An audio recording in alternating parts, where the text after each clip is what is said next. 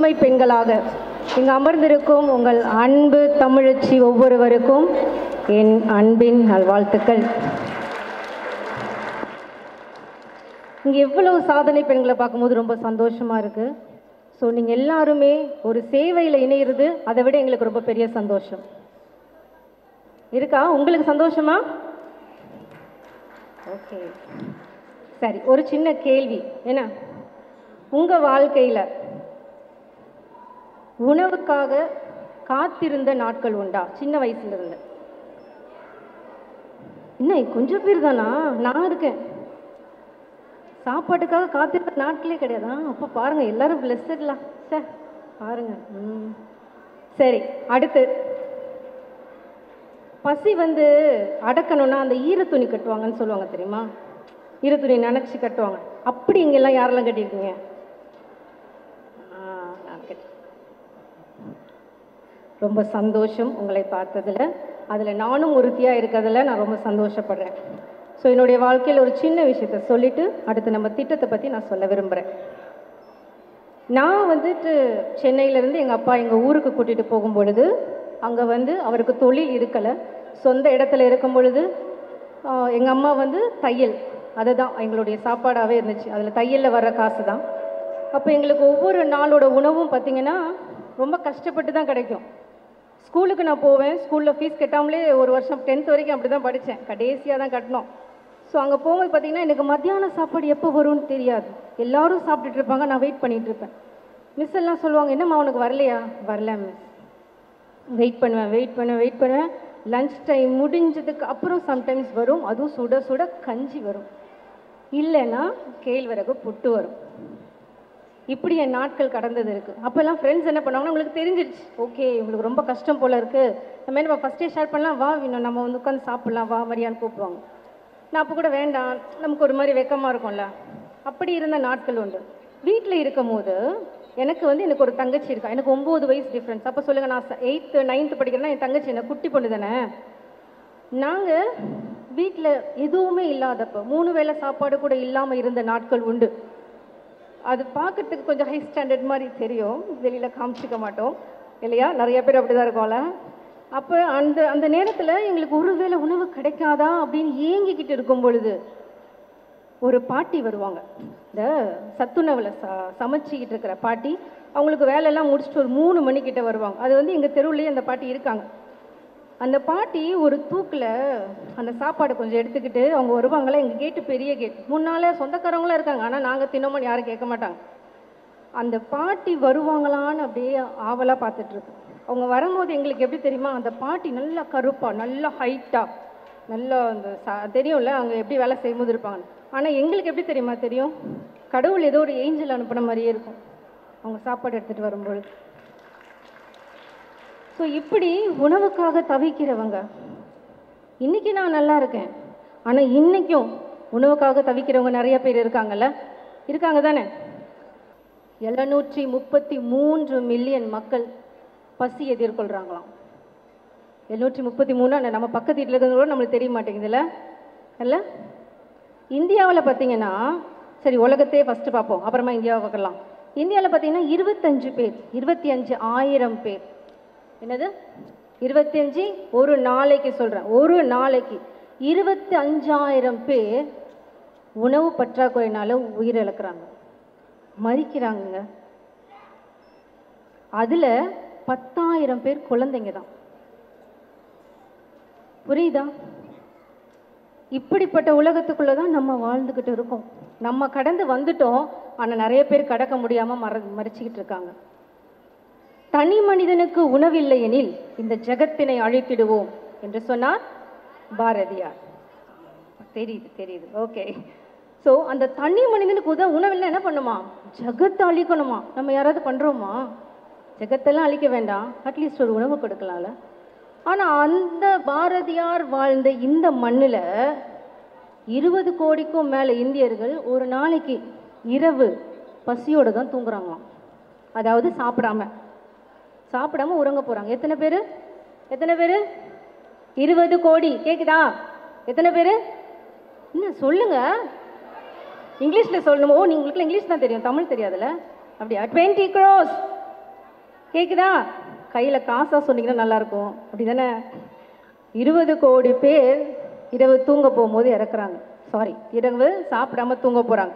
இதில் 7000 இந்தியர்கள், இந்தியாவில் இருக்கிற 7000 பேர் ஒரு நாளைக்கு சாப்பாடு இல்லாமல் அதனால் நோய் வந்து மறிக்கிறாங்க. பாருங்கள், நம்மளை சுற்றி ஒரே ஒரு சாப்பாடுங்க, ஒரு வேளை உணவு. அந்த உணவு ஒரு உயிரை இல்லாதனால உயிரை போகுது. எத்தனையோ பேரோட உயிர் போயிட்டுருக்கு. எத்தனை 7000 பேரோட இன்னைக்கு இந்த நாளில், இந்த ஒரு நாளில் 7000 பேர் உயிர் போகுதுன்னா நம்ம ஏதாவது செய்யணும் தானே? செய்யணுமா? கண்டிப்பாக செய்யணும்ல. அப்போ நீங்கள் எல்லோரும் செய்வீங்க தானே?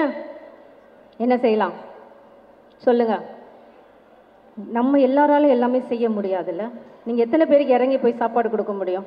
நமக்கு இருக்கிற வேலையை காலையிலேருந்து நைட்டு, குழந்தைங்க, பெண்கள்னால் எப்பயுமே வேலை எக்கச்சக்கமாக இருக்கும் இல்லை?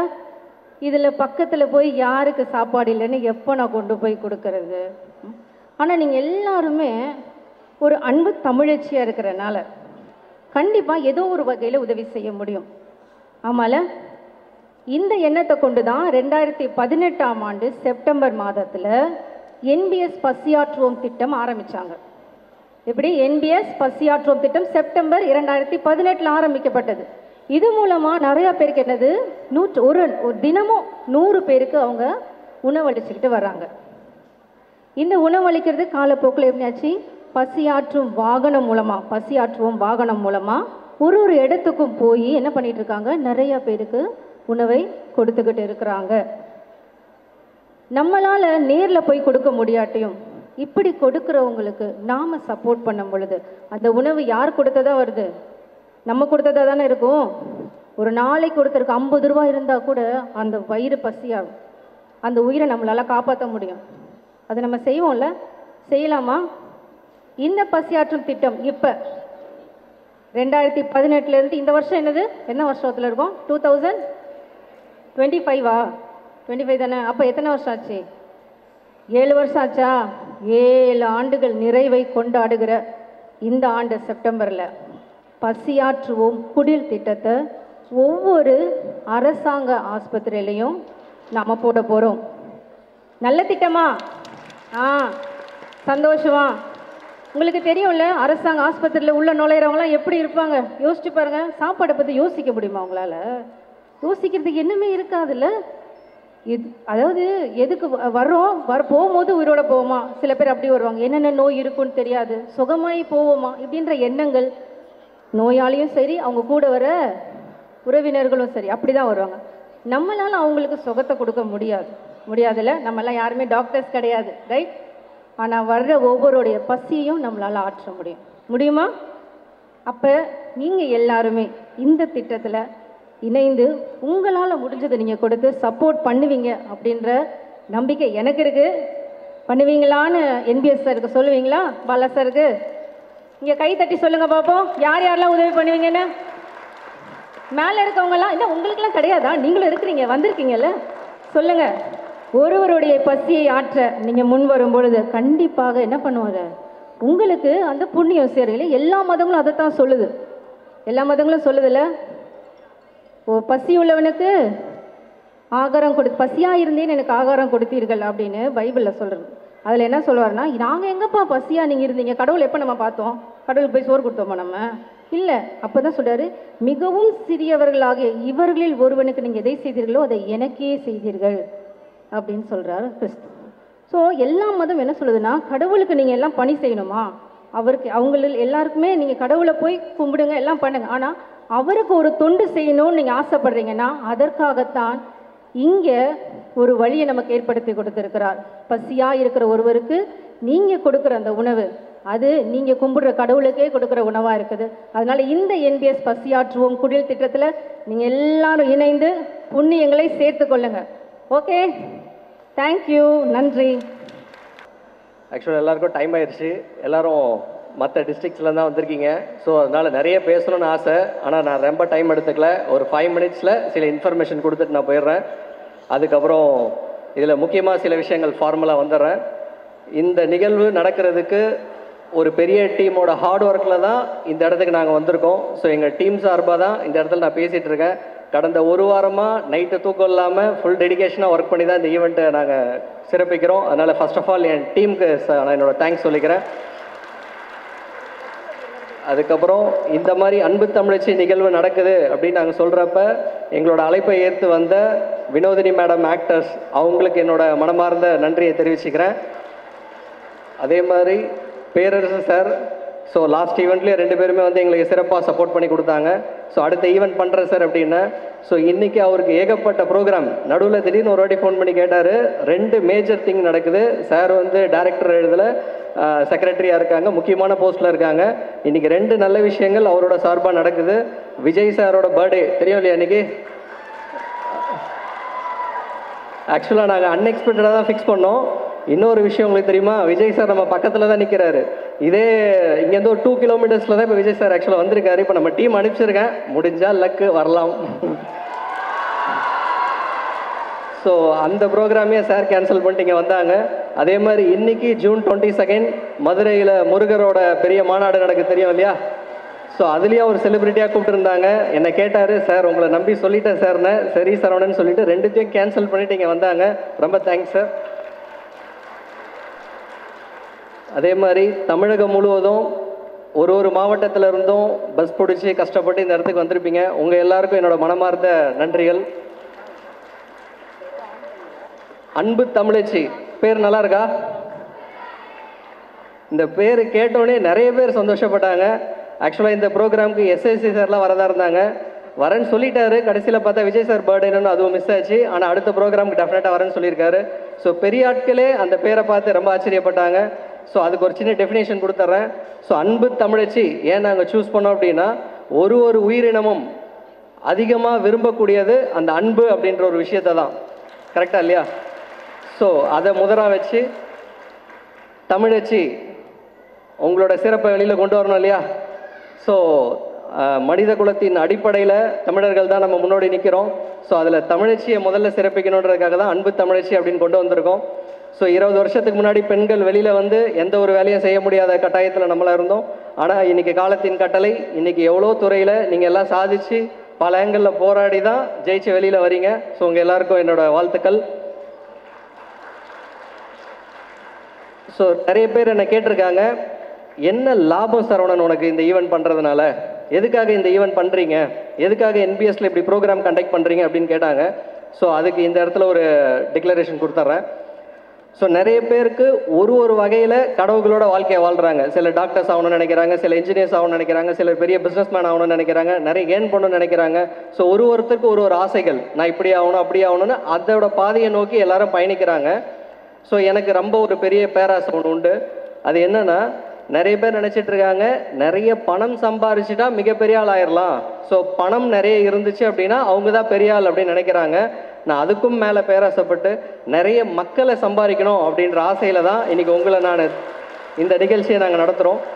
ஸோ இந்த நிகழ்ச்சி பார்த்தீங்கன்னா ஒரு மாவட்டத்திலிருந்து 250 சாதனை பெண்கள், சேவை மனப்பான்மை உள்ள பெண்களை நாங்கள் தேர்ந்தெடுக்கிறோம். இந்த மாதிரி கிட்டத்தட்ட 40 மாவட்டத்தை கனெக்ட் பண்ணும்போது கிட்டத்தட்ட 10,000 பெண்களை இந்த மாதிரி தொடர்ச்சியாக சிறப்பிக்க போகிறோம். இந்த ப்ரோக்ராமுக்கு நீங்கள் 500 பீப்புள்ஸ் வந்திருக்கீங்க.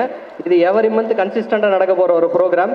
ஸோ எதற்காக இந்த ஒரு ப்ரோக்ராம் அப்படின்னா, இன்றைக்கி நல்லது பண்ணணுன்ற எண்ணம் எல்லாருக்குள்ளேயும் இருக்குது. யாராவது இங்கே யாருக்காவது நல்லதே பண்ணக்கூடாதுன்னு எண்ணம் இருக்கா? ஸோ எல்லாருக்குமே நல்லது பண்ணணுன்ற எண்ணம் இருக்குது. ஆனால் எப்படி பண்ணணும், எங்கே பண்ணணும், யார் மூலிமா பண்ணணுன்ற ஐடியா இல்லாமலும் அதோட பாதையில் நம்ம போகாததுனால இதை பற்றி நம்ம யோசிக்க மாட்டோம். ஸோ அதற்கான ஒரு பாதையை உருவாக்கணும் அப்படின்றதுக்காக தான் இந்த நிகழ்வை நாங்கள் உள்ளே கொண்டு வந்திருக்கோம். ஸோ இதில் நம்ம எல்லாரும் கனெக்ட் ஆகிட்டு நிறைய சோஷியல் ஆக்டிவிட்டீஸ் அடுத்து தொடர்ச்சியாக நம்ம சேர்த்து செய்ய போகிறோம். அண்ட் சேம் டைம் ஒரு விஷயத்தை நான் நம்புகிறேன், என்ன அப்படின்னா பிரபஞ்ச விதி. இன்றைக்கி இப்படி ஒரு நிகழ்வு நடக்கும் அப்படின்னு என் லைஃப்பில் ஒரு 10 வருஷத்துக்கு முன்னாடி நல்லா கனவு கண்டிருக்கேன். அது இன்றைக்கி நடந்துகிட்ருக்கு. ஸோ ஒரு பெரிய க்ரௌட் புல்லிங் முன்னாடி நான் நிற்பேன், நிறைய நல்ல விஷயங்கள் நான் செய்வேன் அப்படின்றது. ஸோ எல்லாருக்கும் லாஸ்ட்டாக ஒரு சின்ன விஷயம் சொல்லிட்டு போயிடுறேன்.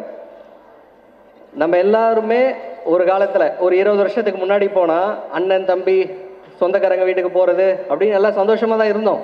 ஆனால் இன்னைக்கு காலத்தின் கட்டளை அதெல்லாம் பிரிஞ்சு நீ நம்ம பசங்க சொந்தக்கார வீட்டுக்கு கூட போக மாட்டுறாங்க. ஸோ ரிலேஷன்ஷிப் எல்லாம் பிரேக் ஆகி போயிட்டுருக்கு. அந்த மாதிரி ஒரு உலகத்துக்குள்ளே நம்ம வந்துட்டுருக்கோம். ஆனால் இப்போது கிட்டத்தட்ட தமிழகம் முழுவதும் 1 லட்சம் நல்ல உள்ளங்களை ஒன்றா கனெக்ட் பண்ணுறதுக்காக தான் இந்த ப்ரோக்ராம்ஸ் நம்ம கண்டக்ட் பண்ணுறோம். ஸோ எங்களோட மோட்டிவேஷன் என்ன அப்படின்னா, இன்னைக்கு நம்ம ஆரம்பித்து வைக்கிற இந்த பாதை அடுத்த தலைமுறை தொடரணும் அப்படின்ற ஒரு நோக்கத்தோடு தான் இந்த நிகழ்வை நாங்கள் ஆரம்பிச்சிருக்கோம். ஸோ அதுக்கு உங்களோட எல்லாரோட சப்போர்ட் தேவைப்படுது. அடுத்தடுத்து நிறைய நல்ல ஆக்டிவிட்டீஸ் தொடர்ச்சியாக வருது. ஸோ நம்ம வாழ்ந்தோம், நம்ம நல்லா இருந்தோம், நம்ம போயிட்டோம் அப்படின்றத விட நம்ம வந்தோம், நிறைய பேருக்கு நிறைய விஷயத்த செஞ்சோம். இந்த உலகத்தை விட்டு வெளியில் போகும்போது பல மனிதர்கள் வாழ்த்தி வெளியில் அனுப்பணும் அப்படின்றது தான் ரொம்ப முக்கியமான ஒரு பாயிண்ட்டு. ஸோ அதில் ஒரு முக்கியமான ஒரு பாயிண்ட்டை சொல்லிடுறேன். வள்ளலார் கேள்விப்பட்டிருக்கீங்களா? வள்ளலார் கேள்விப்பட்டிருக்கீங்களா? நிறைய உணவு ஃப்ரீயாக கொடுப்பாங்க இல்லையா? அதில் ஆக்சுவலாக எனக்கு ஒரு சென்டிமெண்ட்டாக, அதாவது நிறைய பேர் வந்து சிலர் வந்து டாக்டர்ஸ் ஆகணும்னு நினச்சாங்கன்னா அதை சிங்க் பண்ணிப்பாங்க, ஆக்டர்ஸ் ஆகணும்னு நினச்சாங்கன்னா அதை சிங்க் பண்ணிப்பாங்க. நானும் அந்த மாதிரி ஒரு ஆக்டர் அப்படின்னு சொல்லிட்டு அந்த மாதிரி இப்போ நாங்கள் இந்த பசியாற்றும் குடியில் ஸ்டார்ட் பண்ணுறப்ப அங்கே எனக்கு ஒரு சீக்வன்ஸ் ஆக்சுவலாக என் லைஃப்பில் நடந்திருக்கு. என்ன அப்படின்னா, வள்ளலார் குழந்தையா இருக்கப்ப எங்கே இருந்தார்னா பொன்னேரி சின்னகவனத்தில் இருந்தார். ஆக்சுவலாக பொன்னேரி சின்னகவனம் போனீங்கன்னா இப்பயும் வள்ளலாரோட கோவில் அந்த இடத்துல இருக்குது. ஸோ அதே இடத்துல தான் நானும் குழந்தையா பிறந்தேன். ஸோ அதே பொன்னேரியில் தான். அது ஆக்சுவலாக கோஇன்சிடென்ட். நான் சில விஷயங்கள் பண்ணிக்கிட்டு இருக்கேன், இந்த மாதிரி பசியாற்றணும் ஒரு ப்ராஜெக்ட் பண்ணுறாங்கன்ற கேள்விப்பட்டு ஒருத்தர் சொன்னாங்க. ஸோ அப்போ அதை கனெக்ட் பண்ணும்போது பார்த்தா நல்லா ரிலேட் ஆச்சு. அப்போ ஒரு கான்ஃபிடன்ஸ் வந்துருச்சு, இந்த ப்ராஜெக்டை சூப்பராக சக்ஸஸ்ஃபுல்லாக கொண்டு போகலான்ற ஒரு முடிவு பண்ணியாச்சு. ஸோ இது தொடர்ச்சியாக எல்லா மாவட்டத்திலையும் கொண்டு வர போகிறோம். இதில் உங்களுக்கு யாராவது இதே மாதிரி பசியாற்றும் குடியில் எங்கள் மாவட்டத்தில் நாங்கள் தொடங்கலான்னு விருப்பப்படுறீங்க அப்படின்னாலும் நம்ம ஆர்கனைசேஷனை காண்டாக்ட் பண்ணுங்கள். உங்கள் தலைமையிலேயே உங்கள் மாவட்டத்தில் அந்த நிகழ்வை நம்ம செய்யலாமா? So wish you all the best. வந்திருக்க எல்லாருக்கும் என்னோட மனமார்ந்த நன்றிகள். தேங்க்யூ. இங்கே வந்து எல்லா டிஸ்ட்ரிக்ட்லேருந்தும் வந்திருக்கக்கூடிய என்னுடைய அன்பு தமிழச்சிகள், என்னுடைய அன்பு சகோதரிகள், அவர்களுடைய குடும்பங்கள், அவர்களுடைய குழந்தைகள் அனைவருக்கும் முதற்கண் என்னுடைய மாலை வணக்கம். அது மட்டும் இல்லாமல் இன்னைக்கு என்பிஎஸ் அப்படிங்கிற அந்த நிறுவனத்தை பற்றி, அந்த தொண்டு நிறுவனத்தை பற்றி சமீபத்தில் தான் எனக்கு வந்து தெரிய வந்தது. அதனுடைய நிறுவனர் பாலசரவணன் அவர்களுக்கும் என்னுடைய முதற்கண் வணக்கங்கள்.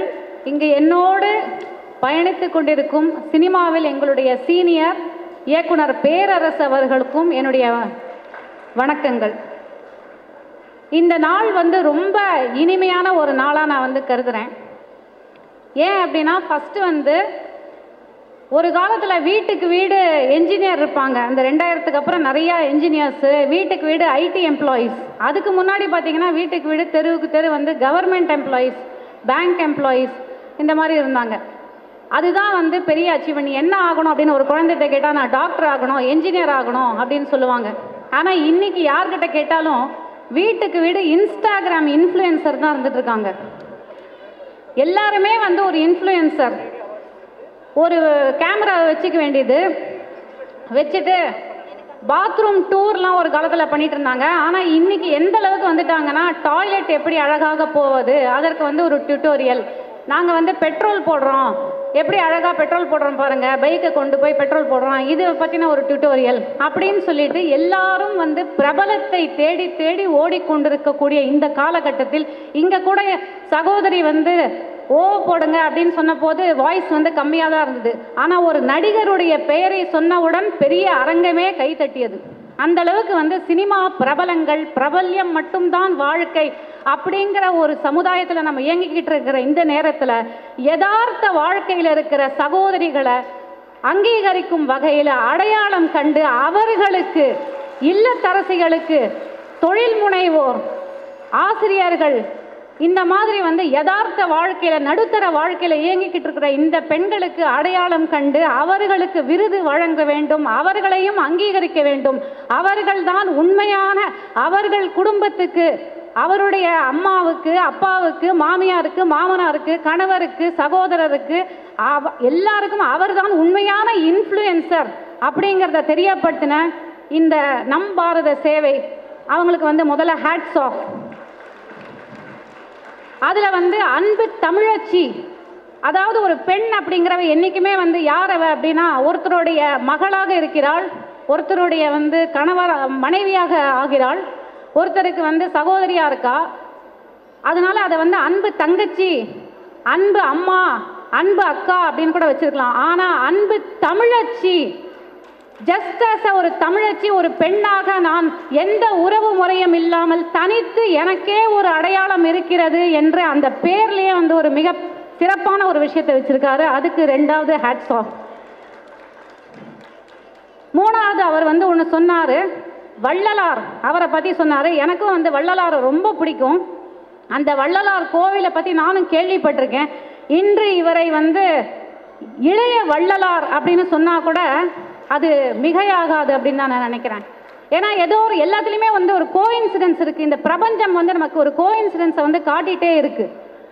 அந்த வகையில் இவர் அதே பொன்னேரியில் இவரும் பிறந்திருக்கார். அப்படிங்கும்போது யாருக்கெல்லாமோ நம்ம வந்து இளையன்னு சொல்லி பல அடைமொழிகள் கொடுத்து எல்லாருக்கும் பேர் வைக்கிறோம். யாருக்கு? சினிமா பிரபலங்களுக்கு. ஆனால் நாங்கள்லாம் சினிமாவில் இருக்கோம், பெருசாக நாங்கள்லாம் எதுவும் செய்யறதில்ல. ஆனால் இவருக்கு இளைய வள்ளலார் என்றே பெயர் சூட்டலாம், அது மிகையாகாது என்று நான் சொல்கிறேன். சரி, இன்னைக்கு ஒரே ஒரு கேள்வி கேட்குறேன். எத்தனை பெண்கள் வீட்டுக்கு போய் நைட்டுக்கு சமைக்கணும்? பாருங்க, நான் என்றைக்குமே வந்து சினிமா ஷூட்டிங்கில் வந்து 9 மணி வரைக்கும் ஷூட்டிங் போகும். அப்போ வந்து என் கோ ஆர்டிஸ்ட் வந்து ஒரு ஆண்கள்லாம் ஜாலியாக கால் ஆட்டிட்டு பேசிகிட்டே உட்காந்துருப்பாங்க. நான் சொல்லுவேன், சீக்கிரம் போகலாம் சார். என்னம்மா உனக்கு ஷூட்டிங் தானேம்மா, சாப்பாடு கொடுத்துட போகிறாங்க, சாப்பிட்டுட்டு இங்கேயே இருங்கம்மா அப்படிம்பாரு. அதெல்லாம் இல்லை சார், வீட்டில் எனக்காக 2 ஜீவராசி வெயிட் பண்ணிகிட்ருக்கு. அது மட்டும் இல்லாமல் ஒரு பெண் ஆனால் நீங்கள் என்ன பண்ணுவீங்க? நான் என்ன வீட்டுக்கு போய் மனைவி சாப்பாடு பண்ணியிருப்பா, சாப்பிட்டுட்டு படுத்து தூங்கிடுவேன் அப்படிம்பாரு. எனக்கு அது இல்லை சார் வேலை. நாளைக்கு வீட்டுக்கு வரப்போகிற மெய்டு அவங்களுக்கு என்ன வேலை கொடுக்கணும்? பாத்திரத்தை ஒழிச்சு போடணும், வீட்டில் சாப்பிட்ட தட்டை எடுத்து போடணும், வாஷிங் மிஷினில் துணி போடணும். எங்கே போனாலும் பெண்களுக்கு 24 மணி நேரமும் கடமை கடமை கடமை இருந்து கொண்டே இருக்கிறது. இங்கே நம்ம வந்திருக்கோம், ஆனால் இது முடிச்ச அடுத்த நிமிஷம் நமக்கு அங்கே போய் வீட்டில் வேலை இருக்கா இல்லையா? நாளைக்கு காலையிலேக்கு என்ன சமைக்கணுங்கிறத பற்றி யோசிக்கணும். ஆனால் ஆண்களுக்கு பாதி பேருக்கு இல்லை, 3/4 பேருக்கு 90% பேருக்கு அந்த ஒரு பிரச்சனை இல்லை. அந்த தடை, அதாவது தடைன்னு சொல்ல மாட்டேன், அந்த சேலஞ்சை டெய்லி நம்ம எதிர்கொள்கிறோம். அது வந்து ஒரு பாயிண்ட்டு. 2வது வந்து எப்பயுமே சொல்லுவாங்க, அரிது அரிது மானிடராய் பிறத்தல் அரிது அப்படின்னு ஒரு பாடல் ஒன்று இருக்குது. இதை நான் போன மேடையிலையும் இதே நான் பேசினேன். பல மேடைகளில் நான் இந்த பாட்டை நான் பேசியிருக்கேன். அரிது அரிது மானிடராய் பிறத்தல் அரிது, அதனினும் அரிது கூன் குருடு செவிடு பேடு நீங்கி பிறத்தல் அரிது, பேடு நீங்கி பிறந்த காலையும் ஞானமும் கல்வியும் பெறுதல் அழகு அரிதுன்னு வந்து ஒரு பாடல் இருக்குது. அது வந்து பழைய பாடல். ஆனால் அதையே வந்து நம்ம இன்னைக்கு பாடினோம்னா, அரிது அரிது மானிடராய் பிறத்தல் அரிது, அதனினும் அரிது பெண்ணாய் பிறத்தல் அரிது. அப்படியே பெண்ணாக பிறந்தாலும் கல்வி கற்கும் ஒரு இடத்தில், ஒரு குடும்பத்தில் பிறத்தல் அரிது. அப்படியே பிறந்தாலும் பள்ளிக்கோ கல்லூரிக்கோ செல்லும் வழியில் இல்லை பள்ளியிலோ கல்லூரியிலோ பாலியல் வன்கொடுமை இல்லாத ஒரு சூழலை காண்பது அரிது. அதற்கு பின் நம்முடைய திறமைக்கு ஏற்ற ஒரு உழைப்புக்கு ஏற்ற ஒரு வேலை கிடைப்பதறிது, உழைப்புக்கு ஏற்ற ஊதியம் கிடைப்பதறிது. அப்படி கிடைத்தாலும் அதில் வந்து நமக்கு ஒரு ப்ரொமோஷனோ இல்லை ஒரு நல்ல சம்பளம் கிடைச்சா இவ வேற என்ன வேலை செஞ்சுட்டு இவ இதெல்லாம் வாங்குறா அப்படின்னு தெரியாதா அப்படிங்கிற ஒரு ஜட்ஜ்மெண்ட் இல்லாத ஒரு சமூகம் கிடைப்பதறிது. நம்மளுடைய வேலையையும் நம்மளுடைய அச்சீவ்மெண்ட்ஸையும் பார்த்து பொறாமைப்படாத நம்மை ஒரு இணையாக நினைத்து நடத்தும் ஒரு இணை கிடைப்பது அரிது.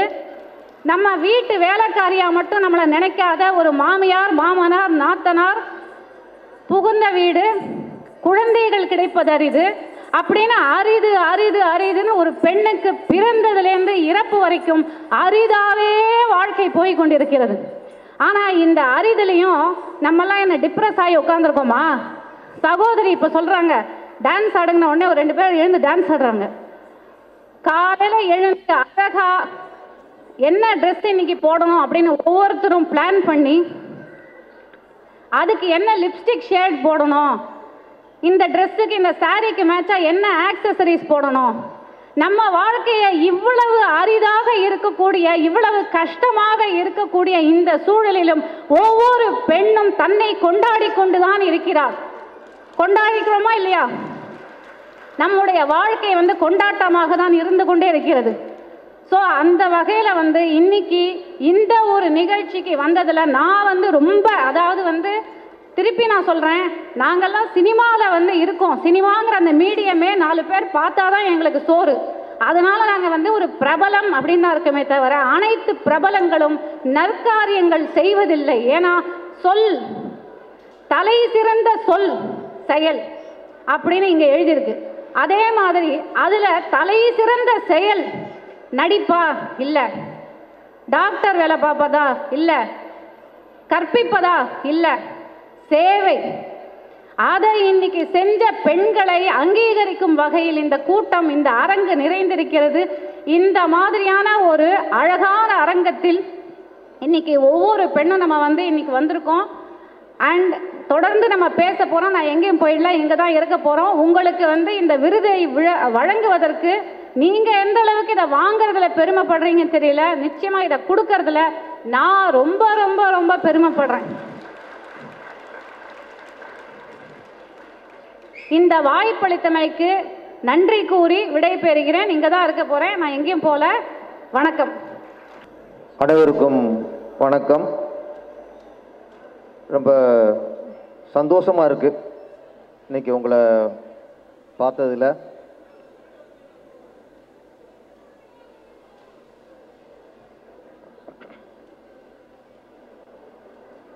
அன்பு தமிழச்சி விருது வழங்கும் விழா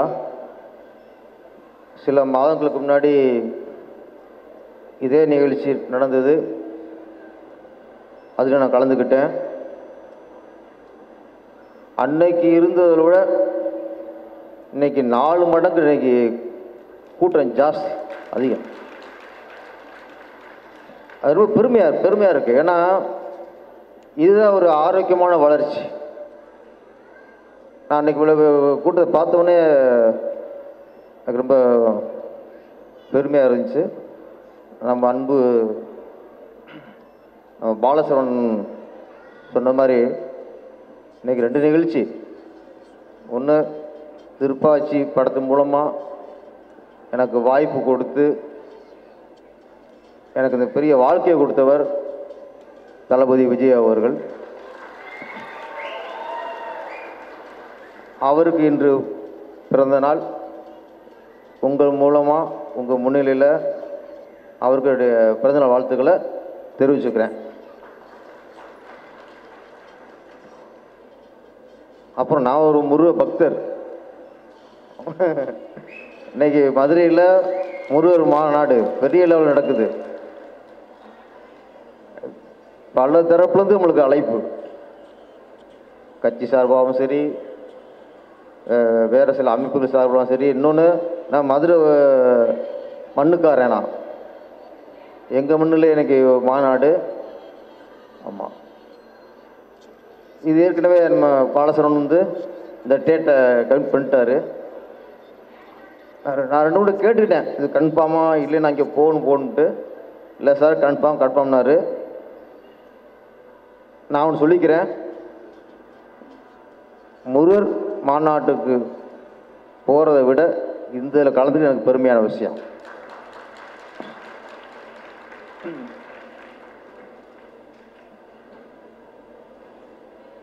அன்பு தமிழச்சி உலகத்திலே மிக வலிமையானது அன்பு. அன்புங்கிறது மனிதர்களுக்கு மட்டும் இல்லை,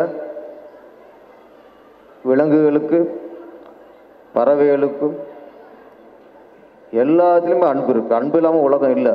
உலகத்திலே இப்போ வலிமையானது அன்பு. உலகத்திலே ரொம்ப பெருமையான விஷயம், பெருமையானது என்னன்னா தமிழ். அதோடு பெருமையானது தமிழச்சி. நம்ம தமிழச்சின்னு சொல்லும்போது மனசில் ஒரு பூரிப்பு வரும் பாருங்க. அது வேற எந்த சீ சொன்னாலும் வராது, தமிழச்சி. அப்போ உலகத்திலேயே வலிமையானது அன்பு, பெருமையானது தமிழச்சி. 2 சேர்ந்தது தான் இந்த அன்பு தமிழச்சி. எனக்கு ஃபஸ்ட்டு பாலசரவணன் வந்து சார் ஒரு விழா நடத்த சார் இங்கே வரணும் அப்படின்னு சொல்லிட்டு இருந்தார். விருது வழங்கும் விழானார். அப்படியே சொன்னார், சார் அன்பு தமிழச்சிங்கிற பேரில் இந்த விருது வழங்குறோம்ட்டு. இந்த வார்த்தையை கேட்ட உடனே கண்டிப்பாக போய் ஆகணும்னு நம்மளுக்கு முடிவு பண்ணியாச்சு.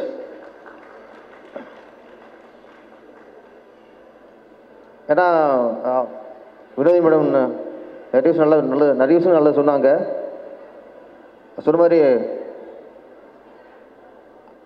அன்பு சிநேகிதியும் சொல்லியிருக்கலாம், அன்பு சகோதரியும் சொல்லியிருக்கலாம், எத்தனையோ சொல்லியிருக்கலாம், அன்பு மங்கையர் விருது சொல்லியிருக்கலாம். ஆனால் என்ன சொன்னாலும் சரி, அந்த தமிழச்சின்னு இருக்குல்ல, அதுக்கு ஈடு இடம் எதுவுமே இல்லை. ஏன்னா அதில் எல்லாமே அடங்கும். தமிழச்சிங்கிறதுல பெருமை, பாசம், அன்பு, வீரம், பண்பாடு, கலாச்சாரம் எல்லாமே அடங்கினதான் தமிழச்சி. அதனால் இந்த பேரை தேர்ந்தெடுத்ததுக்கே ஃபஸ்ட்டு பாலசுப்ரமணியன் பாராட்டணும். நீங்கள் பாருங்கள், திடீர்னு அன்பு தமிழ்ச்சியும் படம் வந்தாலும் வரலாம். நீ போய் டைட்டில் ரிலீஸ் பண்ணி வச்சுங்க, நானே எடுத்து எடுப்பேன். அது அந்தளவுக்கு. அது பாலசரன் வரும்போது ஒரு சாங் போட்டாங்க பார்த்தீங்களா, 3 எழுத்தில் என் மூச்சிருக்கும், அது முடிந்த பின்னாலும் என் பேச்சிருக்கும். புரட்சித் தலைவர் எம்ஜிஆரோட பாடல்.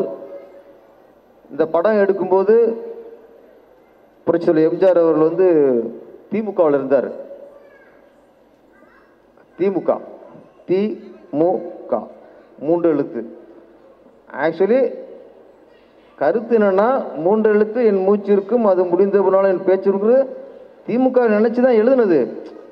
ஆனால் திமுக படத்தை வெளியே போட முடியாதுல்ல. அதனால் லாஸ்ட்டில் அதை கடமைன்னு ஒரு வார்த்தையை போட்டு சமாளிக்கிறது வார்த்தை. அதே மாதிரி நீ பாலசரவணன் வரும்போது 3 எழுத்து என் மூச்சு இருக்கும், அது முடிந்த பின்னாலும் என் பேச்சு இருக்கும், கடமை நாங்கள, அது சமாளிப்பு. என்பிஎஸ்ங்கிறத அது கருத்து. என்பிஎஸ் 3 எழுத்து. 3 எழுத்தில் என் மூச்சு இருக்கும், அது முடிந்த பின்னாலும் பேச்சு இருக்கும். அது தானே எம்ஜிஆர் திமுக மனசில் வச்சு கடமைன்னு சொன்ன மாதிரி, இவர் என்பிஎஸ் மனசில் வச்சுட்டு கடமைட்டார். அது ஒரு நீங்கள் சொன்னீங்க, அப்போ அடுத்த தலைமுறைக்கும் இது கொண்டு செல்லணும், அடுத்த தலைமுறையும் இதை ஃபாலோ பண்ணணும்ட்டு. அதான் 3 எழுத்தில் என்பிஎஸ் உங்கள் மூச்சு இருக்கும், அது முடிந்த பின்னாலும் இது தொடருங்கிறது நீங்களே ஒத்துக்கிட்டீங்க. மரியா அவர்கள் ரொம்ப நிறைய அழகாக சொன்னாங்க. அது வந்து வெறும் ஒரே சொல்ல முடியாது, வலி. இன்னைக்கு இந்தியாவில் வந்து ஒரு நாளைக்கு 25,000 பேர் பசியில் செத்துட்டு போகிறான். தமிழ்நாட்டில் 7,000 பேர் பசியில் சாகுறான். அந்த எண்ணிக்கையை கேட்கும்போது பகிர்ந்துச்சு. ஒன்றே ஒன்று நம்ம ஒரு உண்மையை தெரிஞ்சுக்கணும். இன்னைக்கு தமிழ்நாட்டில் 7,000 பேருக்கு சாப்பாடு இல்லாமல் சாகுறான். ஆனால் 7 லட்சம் பேரோட சாப்பாடு வேஸ்ட் ஆகுது, குப்பையில் கொட்டுறோம். கல்யாணங்கிற விருந்துங்கிற பேரில் நமக்கு பிடிக்குதோ பிடிக்கலையோ வரிசை அடிக்கிறான். நம்ம என்ன பண்ணுறோம், பிடிக்கிறத எல்லாத்தையும் சாப்பிட்றோம். நம்ம சாப்பிட்டது 1 பங்கு, நம்ம மூடி வைக்கிறது 3 பங்கு. அப்போ நாமளே 3 பேர் சாப்பாடை வேஸ்ட் பண்ணுறோம். ஆடம்பரம். உங்களை பாராட்டுவானா? பசிச்சவனுக்கு உணவளிப்பது தான் புண்ணியம், குப்பையில் கொட்டுவனுக்கு உணவளிப்பது பாவம். நம்ம சாப்பாடு போடுற பேரில் பாவத்தையும் சேர்ந்து பண்ணுறோம், புண்ணியம் நினைக்கிறோம். நீ பெரிய பெரிய மண்டபத்தை வெளியே பாருங்கள், லாரி லாரியாக நம்ம வேஸ்ட் பண்ண சாப்பாடு அள்ளி போடுறோம். விழிப்புணர்வு இங்கே வரணும். உணவு அளிப்பது எந்த அளவுக்கு நம்ம புண்ணியம் நினைக்கிறோமோ, உணவை தானமாக கொடுக்குறது எந்த அளவுக்கு நம்ம ஒரு சேவை செய்ய நினைக்கிறோமோ, அதே மாதிரி உணவை வீணாக்காமல் இருப்பதும் மிகப்பெரிய சேவை. அதனால் இந்த ஆடம்பரம் பேரில் உணவை குப்பையாக்குறது மாதிரி ஒரு மோசமானது இருக்கும் அவ்வளோ சொல்லுங்க பார்ப்போம். இப்போ எதை குப்பையாக்குவோம்? பால் பாக்கெட் இருக்கு, பாலை நம்ம உணவாக்கிறோம், அந்த கவரத்தில் குப்பையாக்குவோம். பாலையே குப்பையாக்குனா அதே உணவு அதே நம்ம பண்ணுறோம். இப்போ நீங்களாம் நாளைக்கு உங்கள் சகோதரிகளுக்கோ மகளுக்கோ பெரிய கல்யாணம் பண்ணுவங்க, பெரிய விருந்தெல்லாம் வைக்கலாம். அவங்க சாப்பிட்ற அளவுக்கு நம்ம சாப்பாடு போடணும். குப்பையில் கொட்டுறது சாப்பாடு போடக்கூடாது. அதுக்கு நம்ம யோசிக்கணும் என்ன பண்ணலான்ட்டு. அமெரிக்கான மண்டபத்தில் விருந்து பரிமாறான்ல, அவன் ரோபோ. அவனுக்கு உணவு சாப்பிட்றான்னா சாப்பிட்லையாங்கிறது அவன் கவலை இல்லை, அவன் வேலையை பார்க்குறான். நான் ஸ்வீட் வைக்கிறது என் கடமை, வாழைப்பழம் வைக்கிறது என் கடமை, இது வைக்கிறது என் கடமை, கூட்டு வைக்கிறது என் கடமை, பொரியல் வைக்கிறது, ஒவ்வொருத்தரும் அவன் கடமை பண்ணிட்டு போயிடுவான். அவனுக்கு ஒரு சாப்பாடு மூடும்போது மரியா அவருக்கு வலிக்கும், பசியை அறிந்தவர். பாலசரவனுக்கு வலிக்கும், அவர் இந்த உணவு இல்லாத பசியுடைய பொருளுக்கு உணவுக்கு நினைக்கிறவர். பசி இருந்த எல்லாருக்குமே அந்த வேஸ்ட் உணவை குப்பையாக மூடும்போது வலிக்கும். இது நான் சொல்கிறேன், இங்கே பேசும்போது எனக்கு பட்டுச்சு. அவங்க வள்ளலார் பற்றி பேசுகிறாங்க வினோதினி மேடம். வள்ளலார் அவர் எந்த மதத்திலும் அடைக்கிற முடியாது. இந்து மக்களுக்கும் பொதுவானவர், இஸ்லாமியர்களுக்கும் பொதுவானவர், கிறிஸ்தவர்களுக்கும் பொதுவானவர் வள்ளலார். வள்ளலார் எல்லா மதத்துக்கும். அவர் அவரை மதம் சொல்லணும்னா அவர் மனித மதம். நீங்கள் சாமி இருக்கா இல்லையா, நீங்கள் நாத்திகரா அப்படிங்கிற தூக்கி போட்டுருங்க, வள்ளலாரை வணங்குங்க. ஏன்னா அவர் இந்து, கிறிஸ்தவர், இஸ்லாமர் எல்லாத்தையும் விட மனிதர்களை நேசித்தவர். அதனால தான் இன்றைக்கும் அவரோட கோயிலில் இது வரைக்கும் அணையா அடுப்பு எரிஞ்சுக்கிட்டே இருக்கு. நான் சொல்கிறேன், உணவின் முக்கியத்துவம். வள்ளலார் நீ கடவுளை கும்பிட்றோம், அவரோட கொள்கை என்ன? பசித்தவனுக்கு உணவளிப்பது. அதனால தான் அவர் கோயில் இன்னைக்கும் இது வரைக்கும் அவர் 10 வச்ச அந்த அடுப்பு இது வரைக்கும் அணையவே இல்லை. ஏன்னா பசித்தவனுக்கு உணவளிக்குங்கிற ஒரு கொள்கை. அந்த ஒரு கொள்கையும் பாலசன் அவர்கள் என்பிஎஸ் மூலமா பண்ணிக்கிட்டு இருக்காரு. முதல்ல அதுதான் முதல் சிறந்தது. தமிழச்சி விருதை விட பசித்தவனுக்கு உணவளிக்கிறீங்கள, அந்த உணவு பல லட்சம் விருதுக்கு சமம். அது தொடர்ந்து செய்யுங்க.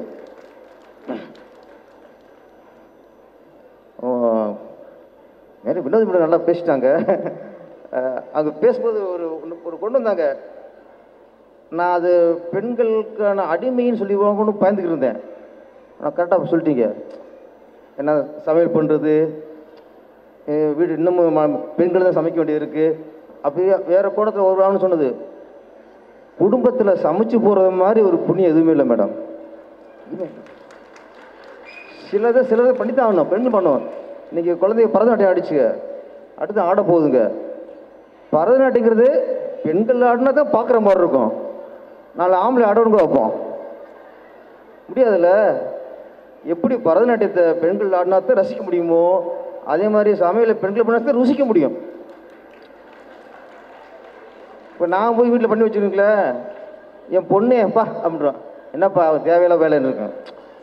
அதனால அடுப்பு பெண்களுக்கு படிப்பதற்கு நாங்கள் சரிங்களா பேசுறீங்களா? வாங்க வாங்க வாங்க. ஏதோ தப்பா பேசிட்டேன் போல இருக்கு சார். நீங்க சொல்வது எனக்கு பேரரசு சார் ஒரு மென்டார் மாதிரி எனக்கு ரொம்ப பிடிக்கும்.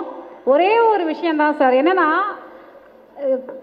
இல்லத்தரசிகள் அப்படின்னு இருக்கோம்ல, டெய்லி இல்லத்தரசிகளோ இல்லை வேலைக்கு போகிற பெண்களோ சமைச்சிட்டே இருக்கோம்.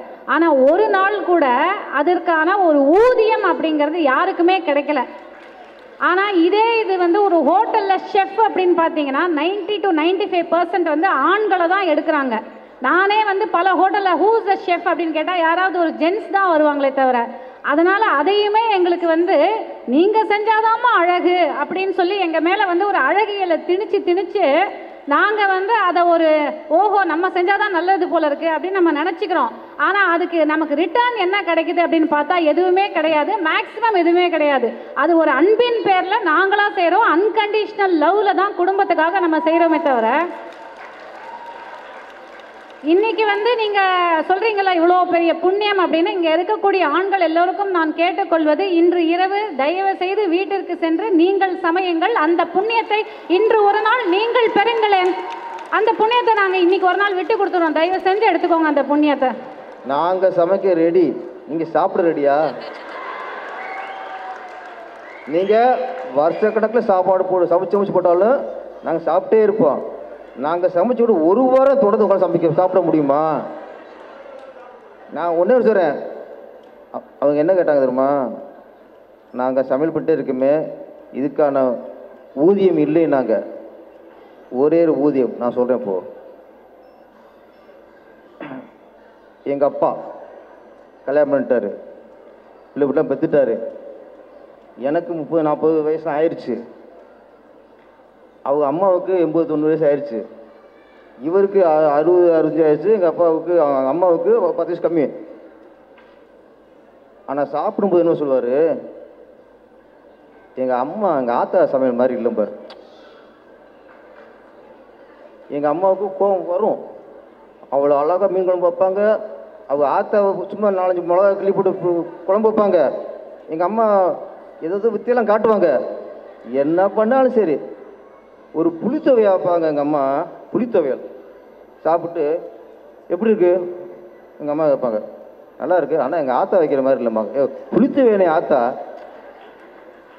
அதே மாதிரி என்னோடது போய் சமைச்சு போடுவாங்க.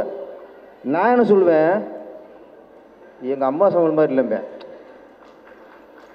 உலகத்திலேயே எல்லா ஆம்பளைகளுக்கும் அவருக்கு பிடிச்சது யாரா அம்மா சமையல் தான். இப்போ நான் என் ஒய்ஃபோட சமையல் நல்லா இல்லைங்கிறேன்ல, என் பொண்ணு அப்பா அது அம்மா சமையல் மாதிரி ஒங்கியும் இல்லைங்குது. ஏன்னா நம்ம தமிழர்ல உலகத்தை அந்த தாய் என் அம்மா சமையல் சொல்கிறான்ல, அதாங்க உங்களுக்கு ஊதியம். இதில் ஒன்று ஊதியம் வேண்டி இருக்கு உங்களுக்கு? என்ன ஊதியம் வேண்டி இருக்கு உங்களுக்கு? அது ஏன் அது பிறகு சொல்லிடுறேன். உலகத்தில் எல்லாருக்குமே இப்போ உங்களுக்கு உங்கள் அம்மா சமையல் பிடிக்கும், உங்கள் அம்மாவுக்கு உங்கள் அப்பாவுக்கு பார்த்தா அவங்க அம்மா சமையல் பிடிக்கும். அவங்க கேட்டாங்கன்னா முப்பாட்டம் இருக்காங்களே அவங்க சமையல் பிடிக்கும். இது என்ன காரணம் இதுன்னு சொல்லிட்டு வந்துடுறேன். லேட்டாயிடுச்சு. நம்ம குழந்தையா இருக்கோம்ல, குழந்தையா இருக்கும்போது அம்மா சமையல் தான் சாப்பிட்றோம். அந்த வயசில் எதுவும் தெரியாத வயசில் அந்த ருசி இருக்குல்ல, அந்த ருசி வந்து நாக்கால் அறியப்படுறதில்ல, மூளையால் அறியப்படுவது. அந்த ருசியும் டேஸ்ட்டும் மூளையில் பதிவாயிரும். அதனால தான் உலகத்தில் எல்லாருக்குமே யார் சமையல் பிடிக்கும்னா எங்கள் அம்மா சமையல் தான் பிடிக்கிறான காரணம்னா தாயின் சமையலின் ருசி மூளையில் பதிவாகி விடுகிறது. அதனால் எல்லாருக்கும் அம்மா சமையல் பிடிக்கும். இதுக்கு 10 கோடி 200 கோடி நடிகர்கள் வாங்குறாங்கள, 300 கோடி ஊதியத்துக்கு இணையாகாது நாங்கள் சொல்கிற எங்கள் அம்மாவுடைய சமையல் மாதிரிங்கிற வார்த்தை. என்ன சிலதுக்கெலாம் கணக்கே பார்க்கக்கூடாது. இது ஆண்டம் போட்ட கணக்கு. இது ஆண்டம் போட்ட கணக்குக்கெலாம் ஈடு எதுவுமே இல்லை. நான் சொல்கிறேன், மனைவியும்பாங்க. கணவனுக்கு பொருள் இருக்கா? இருக்காது. மனைவிங்கிறது பொருள் இருக்குது. மனைவினா வீடு, மனைவினா அவள் வீட்டுக்கானவள், குடும்பத்திற்கானவள். இல்லை தரசுன்னு சொல்கிறாங்க. இல்லை தரசு நீங்கள் கேள்விப்பட்டீங்களா? வீட்டுக்கு லாய்க்கலாதவன். இல்லத்துக்கு அரசுனா பெண் தான். இல்லை தரசு நீங்கள் வர சொல்ல மாட்டோம். நாங்கள் லாய்க்கு இல்லை. நாங்கள் உங்களுக்கு எங்கே வைக்கிறோம்? இல்லத்துக்கு அரசுங்கிறோம், மனைவிங்கிறோம், வாழ்க்கை துணைன்னு ஆம்பளை பொம்பளை சொல்லுவான். எங்கேயாவது பொண்ணு சொல்லியிருக்கா இவர் என் வாழ்க்கை துணைன்ட்டு? வாழ்க்கை மனைவிம்பாங்க, வாழ்க்கை துணையும் சொல்ல மாட்டாங்க. அதனால் பெண்கள் மாதிரி பெருமையான விஷயம் உலகத்தில் எதுவுமே இல்லைங்க. அதுவும் தமிழச்சிக்கு ஈடு இணையா எதுவுமே இல்லை. வீரத்துக்கும் பாசத்துக்கும் அன்புக்கும் எல்லாத்துக்கும் ஈடு தமிழச்சி. இன்னொன்று என்பிஎஸ், இவர் அதில் சூசம் வச்சுக்காரு. என்பிஎஸ்ன்னு உங்களுக்கு தெரியாது, நான் இன்னொன்று சொல்கிறேன். என் பால சரவணன் குசும்பு பற்றியில் இதை குசும்புக்கிறது. இவர் பேரை உள்ள அடக்கிட்டு அதுக்கு தேடுறாரு நம்ம என் பால சரவணன். இதை எதை வச்சு மக்களை ஏமாத்துறது? நம் பாரத சேவை முடிச்சிட்டேன். நம் பாரத சேவை முடிச்சாரு. நான் சொல்கிறேன், இன்னும் விளக்க சொல்கிறேன். என்பிஎஸ் நம் பாரத சேவை ஒன்று, நேஷனல் பெஸ்ட் சர்வீஸ் அப்படி வச்சுக்கலாம். நிறைய அர்த்தங்க இருக்குது. தொடர்ந்து இந்த மாதிரி இங்கே சேவையில் செய்யணும். இந்த விருது வந்து வெறும் ஒரு இதுக்காக இல்லை, இது பெண்களுக்கு சப்போர்ட் பண்ணுறது, பெண்களுக்கு பக்கபலமாக இருக்குது, பெண்களுக்கான ஒரு ஒரு என்ன சொன்னால் அங்கீகாரம். இதை தொடர்ந்து பண்ணுங்கள். பெண்கள் வந்து ஆண்கள் வந்து பெண்ணுக்கு பாதுகாப்பவன், பெண் என்பது சமூகத்துக்கு பக்கபலமானவள். நன்றி, வணக்கம்.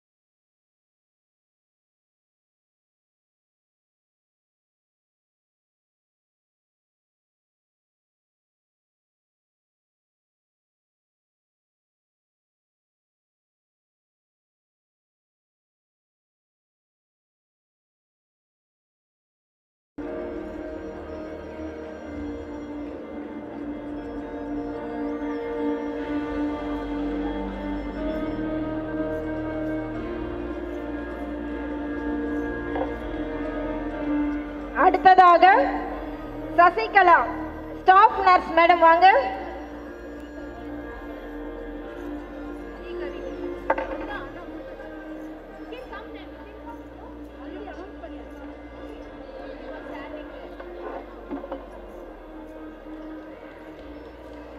சசிகலா மேடம் நர்சிங் அவார்டு வாங்க வரவங்க அந்த பக்கம் வந்துருங்க, அந்த பக்கம் வந்துருங்க. அடுத்ததாக Aishwarya doctor bachelor of dental surgery madam வாங்க மேடம். இப்போ அடுத்து டான்ஸ் ஆடி கொடுத்துடலாமா? இப்போ ரெண்டாவது ஒரு பரதநாட்டியம்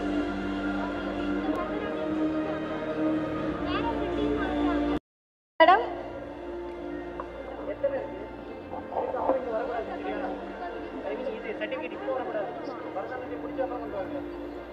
கொடுத்துங்கம்மா. அடுத்ததாக சஹானா,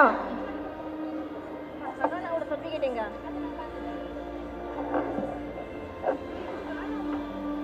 அடுத்ததாக சங்கமித்ரா,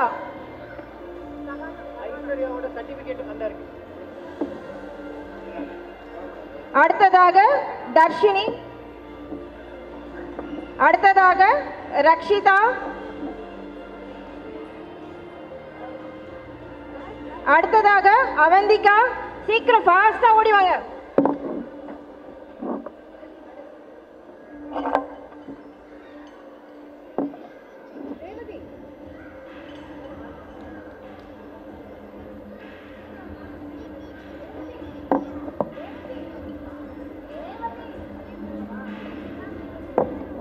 சங்கமித்ரா,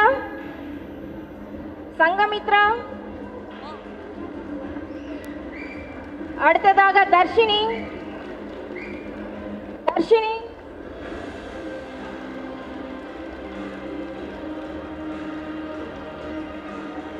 அடுத்ததாக அவந்திகா.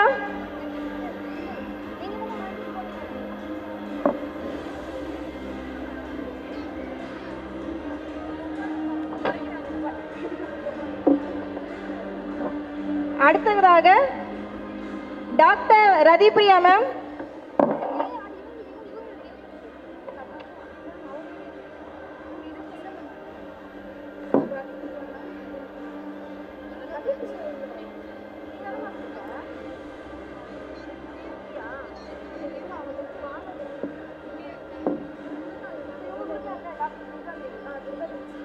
அடுத்ததாக டாக்டர் துர்காதேவி மேடம்.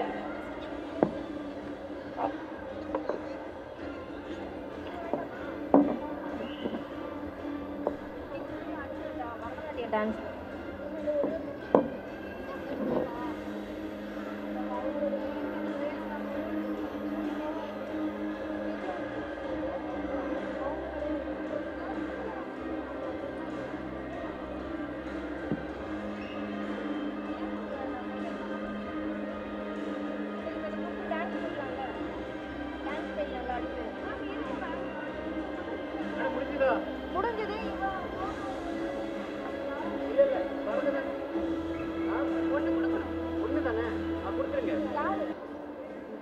தஞ்சாவூர் யாரெல்லாம் அவார்ட் வாங்குனீங்களோ அவங்க இந்த சேர்ல உட்காருங்க.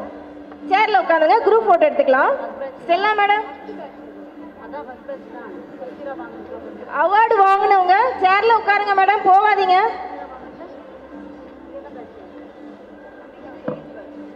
குரூப் போட்டோ எடுக்கணும். இப்போ அவார்டு வாங்கினவங்க சேர்ல உட்காருங்க.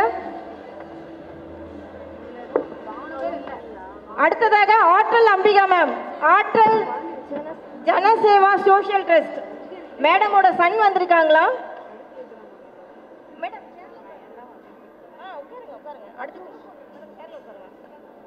ஆற்றல் அம்பிகா மேம், மேம்க்கு பதிலாக உங்க சன் வந்திருக்காரு.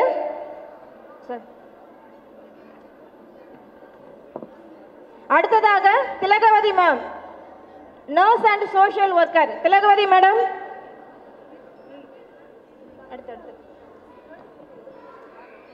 சமூக சேவகர் சித்ரா ஸ்ரீதர் மேடம். இரு கரங்களை இணைப்போம் அறக்கட்டளை. இரு கரங்களை இணைப்போம் அறக்கட்டளை மேடம் வாங்க. அவார்டு வாங்கி சேர்ல உட்கார்ந்துக்கோங்க. அடுத்ததாக டாக்டர் வெண்ணிலா தேவி. டாக்டர் வெண்ணிலா தேவி மேடம்.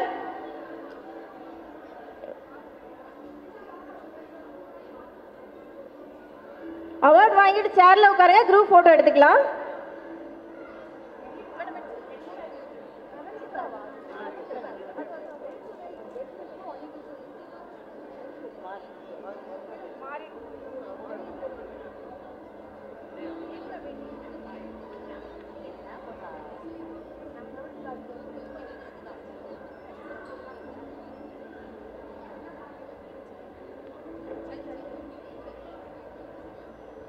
அடுத்து Kalaiyarasi ma'am, social worker Kalaiyarasi madam.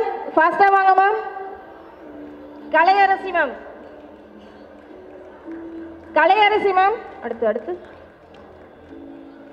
அடுத்து பொற்கொடி மேம்.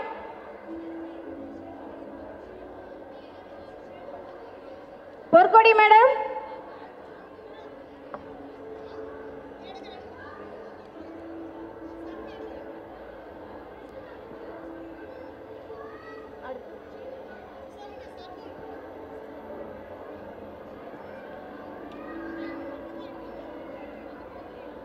அடுத்ததாக பொற்கொடி மேடம். அடுத்ததாக Shailaja Ilangovan, IT professional, social media influencer. Shailaja Ilangovan.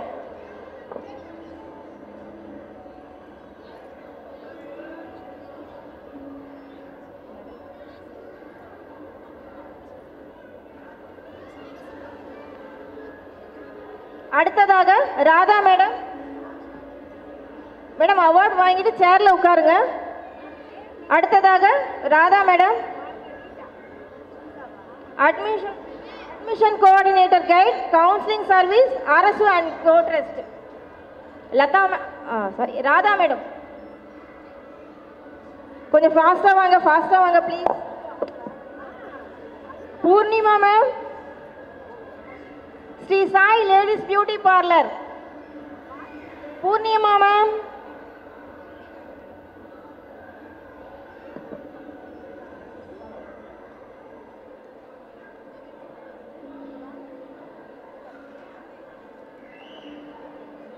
அடுத்ததாக Asila Begum, social worker. Asila Begum madam.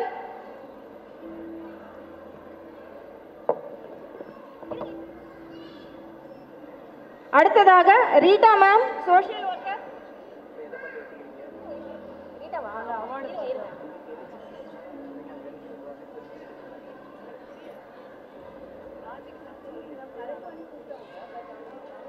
Clap பண்ணலாமா? சைலண்டா இருக்கும்ல, கிளாப் பண்ணுங்களேன். அடுத்ததாக Rita madam.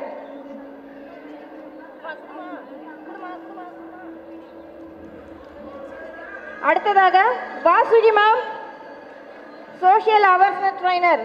Vasuki ma'am, Vasuki ma'am.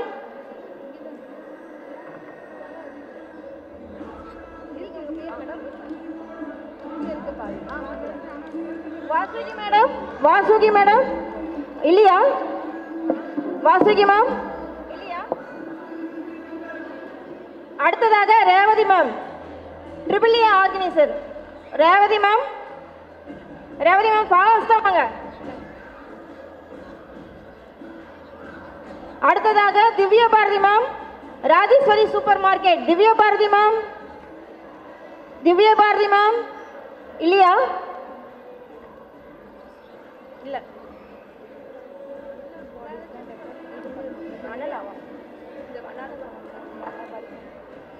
Kalaivani ma'am, best social activities. Kalaivani ma'am, Kalaivani ma'am Chennai.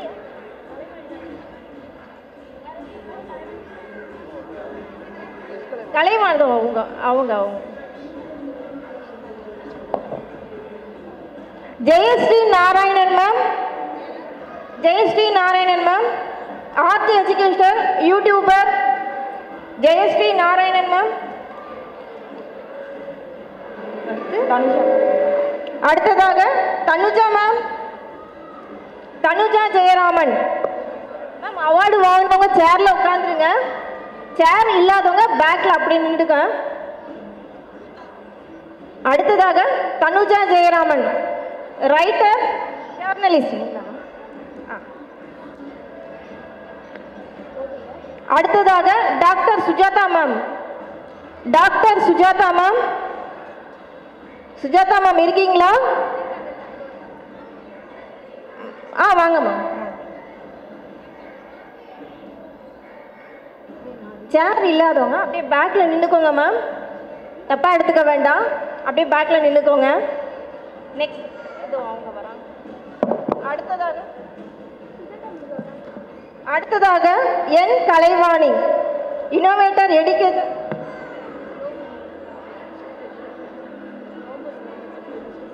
யார் இவங்களா? வாங்கிட்டாங்க.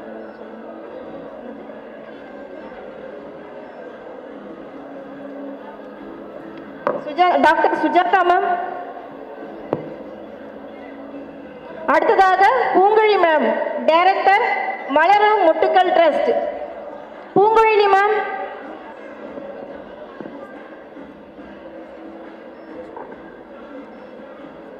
அடுத்ததாக Kalpana ma'am, social worker.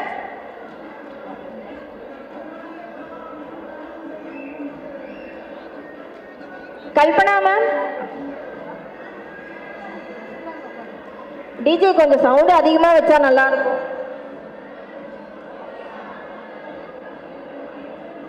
Kalpana ma'am.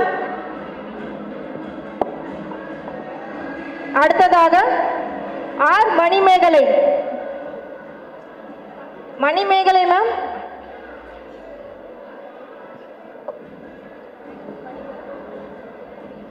அடுத்ததாக Shanmuga Priya, LIC agent, medical coding specialist. Manimegalai ma'am. Manimegalai வாங்கிட்டீங்க. அடுத்து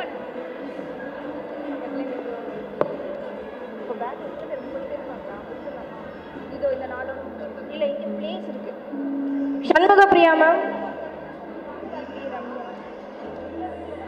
அடுத்ததாக VP Ramya ma'am, beautician.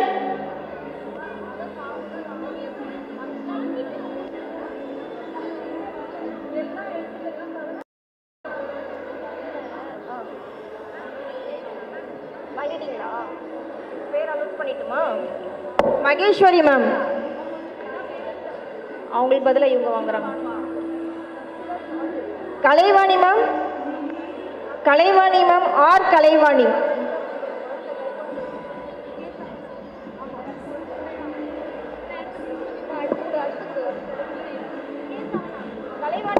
Kalaivani ma'am இருக்கீங்களா?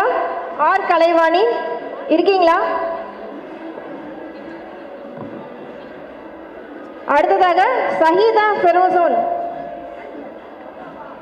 சஹீதா ஃபெரோசோன். இது வரல. அடுத்ததாக Kavitha Ramadas. Kavi beauty parlour. Kavitha Ramadas ma'am இருக்கீங்களா? சீக்கிரம் வாங்க மேம், சீக்கிரம் வாங்க. இது இல்ல, வரல. அடுத்ததாக இந்திரா. ஜிபி இந்திரா.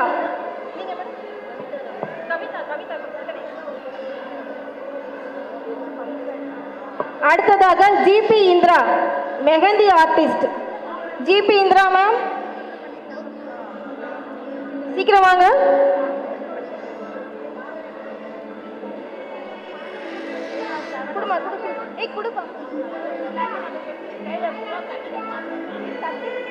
அடுத்ததாக Soumya Anandaraj ma'am, rising star kids school. Soumya Anandaraj ma'am.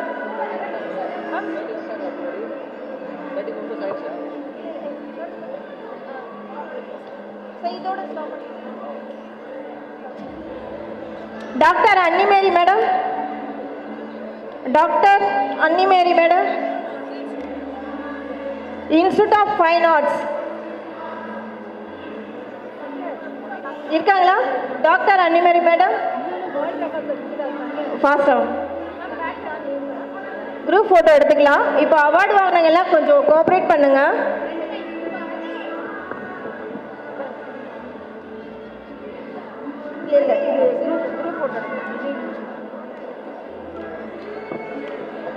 தப்சிரா Shahul.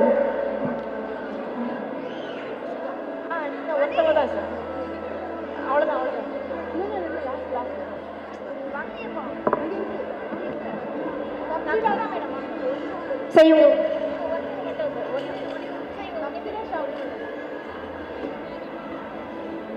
இது அப்புறம் பார்த்துக்கலாம்.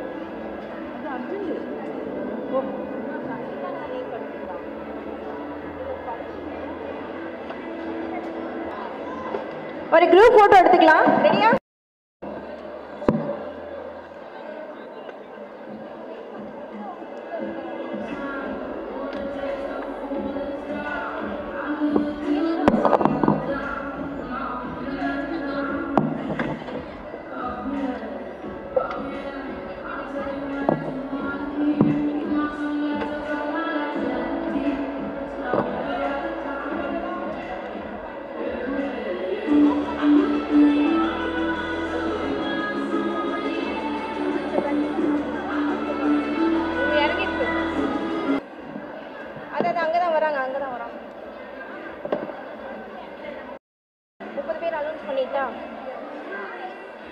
அடுத்ததாக இ ஜோதி மேடம்.